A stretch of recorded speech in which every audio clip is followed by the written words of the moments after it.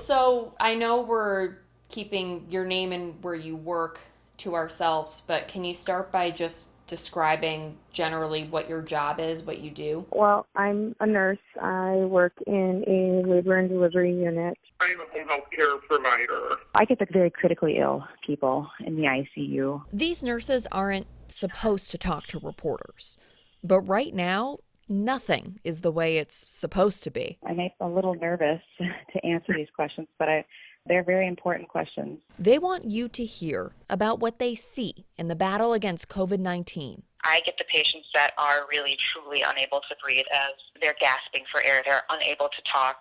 They're requiring a very high amount of oxygen. It's painful to watch them breathe. The biggest challenge? Medical supplies. We can't even order gloves for our bags. They're allotting those now. I need to use the same mask the entire day. I need to keep it in a paper bag, and I need to use that mask when I go into every single patient's room that is suspected to have COVID. She's talking about N95 masks. They're supposed to be single-use respirators that filter air particles. The moisture from your breath is getting into the material, and it's getting it wet.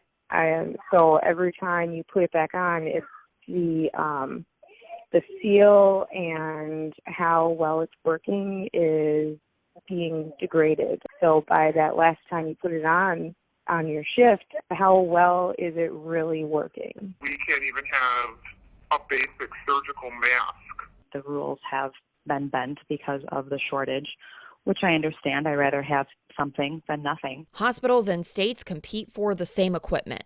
There's a push to streamline that process, but nurses say the current shortage puts them and you at risk. I've been wearing 2 layers and peeling one off on my desk before I come in the door and throwing it right in the washer. I really do not want to bring this home to my family, nor do I want to share it with my 88-year-old heart failure patient that's diabetic and on oxygen. How are you feeling? How are you doing?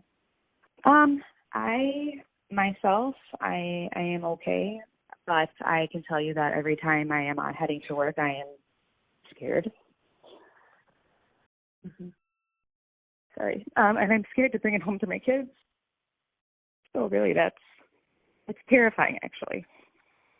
All 3 nurses say their caseloads are manageable for now. We're still waiting to hit the peak. I cannot imagine that this will be over in 2 weeks. If anything, we may see the worst within the next 2 weeks. I am scared to see what the outcome would be in a hospital setting. Because it's going to take literally one of us to come to work one day who has a positive exposure for the cascade effect, and it can literally just wipe out an entire unit staffing structure for weeks. I'm not trying to be a big whistleblower, and you know what? I've been doing this a long time, and I love my job.